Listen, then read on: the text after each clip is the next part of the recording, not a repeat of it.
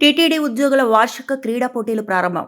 శ్రీవారి దర్శనార్థం లక్షలాది భక్తులకు నిత్యం విశేష సేవలు అందిస్తున్న టీటీడీ ఉద్యోగులు ఎదుర్కొనే మానసిక మరియు పని ఒత్తిళ్లను క్రీడల ద్వారా సమర్థవంతంగా అధిగమించవచ్చని టీటీడీ అదనపు ఈవో సిహెచ్ వెంకయ్య చౌదరి తెలిపారు. టీటీడీ ఉద్యోగుల వార్షిక క్రీడా పోటీలు సోమవారం తిరుపతిలోని టీటీడీ పరిపాలనా భవన్లోని పెరేడ్ మైదానంలో ఘనంగా ప్రారంభమయ్యాయి. ఈ కార్యక్రమానికి ముఖ్య అతిథిగా హాజరైన అదనపు ఈవో ఉద్యోగులతో క్రీడా ప్రతిజ్ఞ చేయించారు. అనంతరం పలువురు ఉన్నతాధికారులతో కలిసి క్రీడా పతాకాన్ని ఆవిష్కరించి బెలూన్లు మరియు శాంతి కపోతలను ఎగురవేశారు. ఈ సందర్భంగా ఆయన మాట్లాడుతూ టీటీడీ ఉద్యోగులు రోజువారీ జీవితంలో ఏదో ఒక క్రీడను అలవాటు చేసుకుంటే ఒత్తిళ్లను అధిగమించడంతో పాటు మరింత ఉత్సాహంతో బాధ్యతతో విధులు నిర్వర్తించగలరని తెలిపారు. క్రీడలు జీవితం యొక్క భాగమైతే శారీరక ఆరోగ్యంతో పాటు ఉల్లాసం, సమయపాలన, ప్రణాళిక దృక్పథం, సానుకూల ఆలోచన, మంచి ప్రవర్తన, క్రమశిక్షణ, కార్యనిర్వహణ నైపుణ్యం, నాయకత్వ లక్షణాలు, సంక్షోభ నిర్వహణ సామర్థ్యం మరియు అందరినీ కలుపుకొని ముందుకు సాగే తత్వం అలవడతాయని చెప్పారు.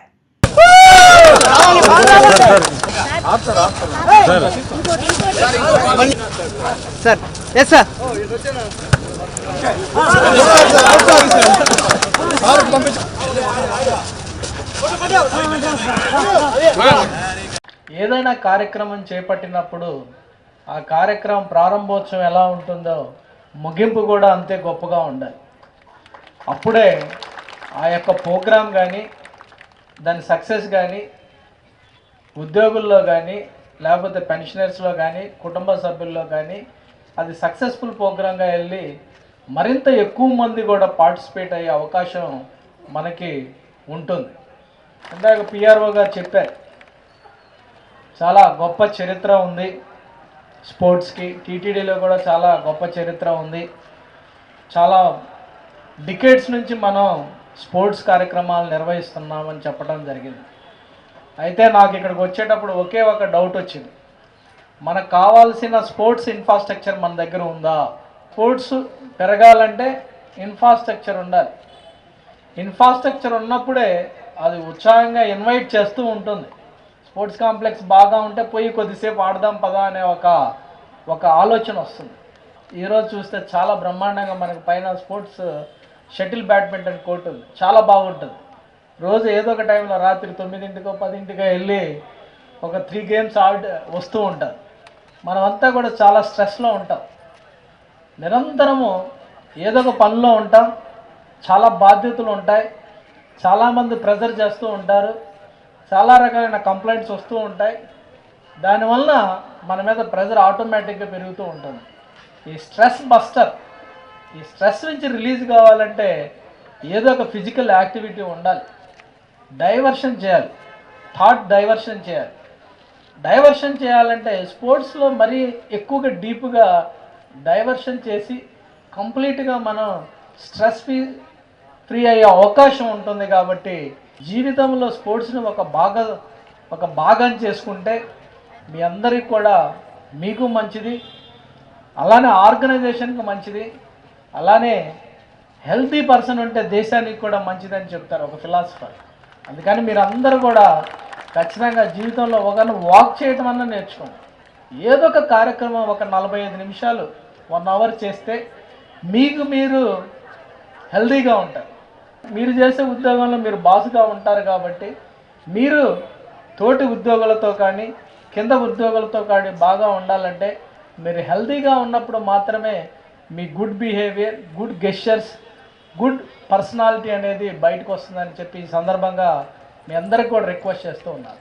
మీరందరూ కూడా ఇప్పటి నుంచైనా ఎలా మీ ఏజ్ అయిపోయిందని మీరు ఫీల్ అవుతే మీ పిల్లలన్నా డెవలప్ చేయండి.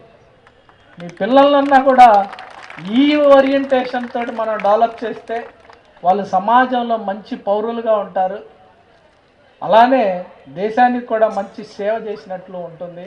ఒక పాజిటివ్ వైబ్రేషన్తో వచ్చే వాళ్ళ ఎప్పుడు కూడా ఖచ్చితంగా సక్సెస్ఫుల్ పీపులే అవుతారు.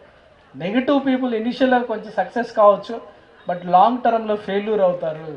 బట్ పాజిటివ్ పీపుల్ ఖచ్చితంగా ఇనిషియల్గా కొన్ని ఫెయిల్యూర్ కావచ్చు, ఛాలెంజెస్ కావచ్చు, బట్ అల్టిమేట్గా పాజిటివ్ పీపుల్ ఎప్పుడు కూడా సక్సెస్ అవుతారని సందర్భంగా తెలియజేస్తూ, విజయం అనేది ఇంపార్టెంట్ కాదు, పార్టిసిపేషన్ చేయటమే ఈ ఏజ్లో విజయం.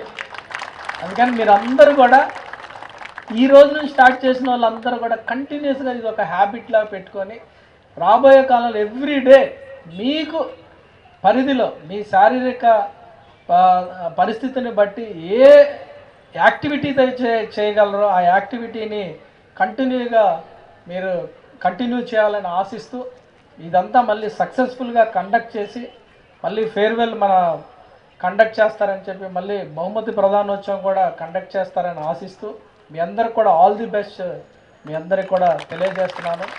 ఖచ్చితంగా పాలక మండలి దృష్టికి కానీ చైర్మన్ గారి దృష్టికి కానీ తీసుకెళ్తాం. కొత్త యువ గారికి కూడా డిస్కస్ చేస్తాం. మీరందరూ కూడా ఇన్వాల్వ్ అయిపోయి రాబోయే కాలంలో మనకు ఒక ఎక్స్క్లూజివ్గా ఒక స్పోర్ట్స్ కాంప్లెక్స్ ఉండాలి.